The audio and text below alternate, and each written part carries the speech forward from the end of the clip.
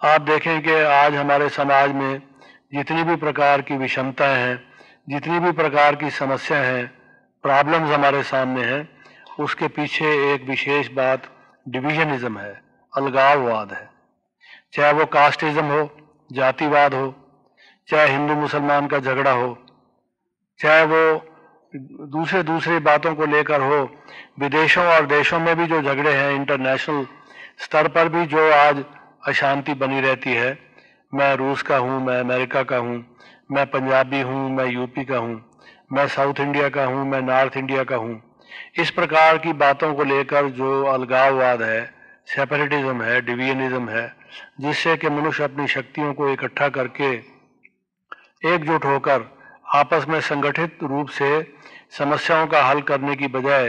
अपनी शक्तियों का एक विध्वंस करने में लगा हुआ है,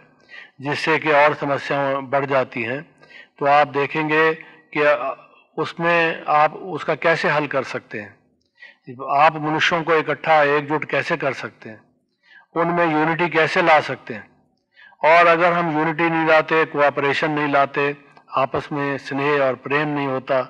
आपस में लोग एक दूसरे के सहयोग भावना से कार्य नहीं करते,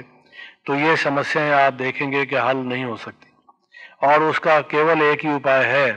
कि अगर हम जब तक अपने को शरीर माने रहेंगे, तो मैं साउथ इंडियन हूँ या नॉर्थ इंडियन हूँ,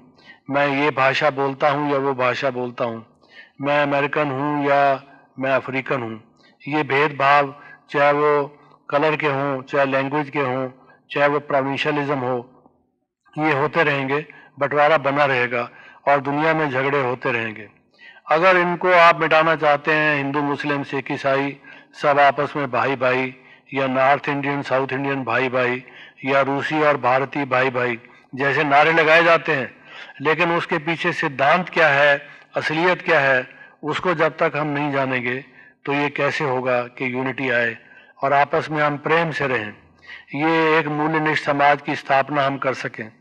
समाज को एक सुख शांति पूर्ण हम एक समाज बना सकें।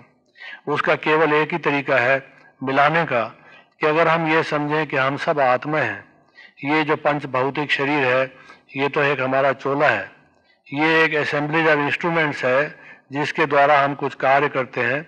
वरना हम इससे अलग एक अनादि और अविनाशी सत्ता है। हम सब ज्योति हैं और उस एक परमात्मा की संतान होने के नाते हम आपस में भाई भाई या भाई बहन हैं। तभी ये वसुधैव कुटुंबकम, ये विश्व एक बड़ा परिवार है और हम सब भाई भाई हैं, ये भाईचारे का दृष्टिकोण हम में आएगा। तो जो हम एक मूल्यनिष्ठ समाज की स्थापना करना चाहते हैं, उसके लिए ज़रूरी यही है कि हमारा आउटलुक चेंज हो, हमारा एटीट्यूड चेंज हो। जब तक आउटलुक और एटीट्यूड चेंज नहीं होगा तो समाज में परिवर्तन कैसे आएगा। और वो आउटलुक और एटीट्यूड चेंज तब होगा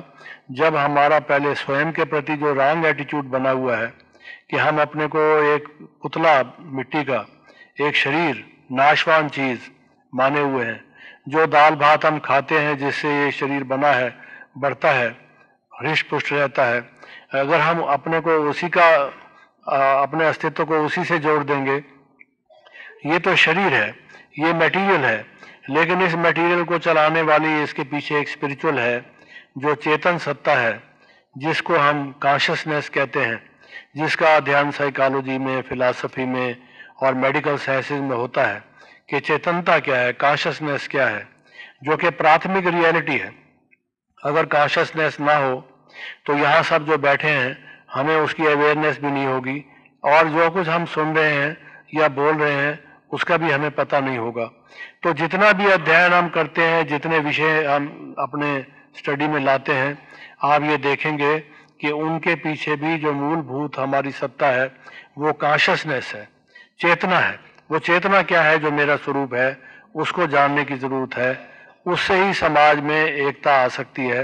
और मिलजुल कर हम आपस में सहयोग से ये सब कुछ कर सकते हैं।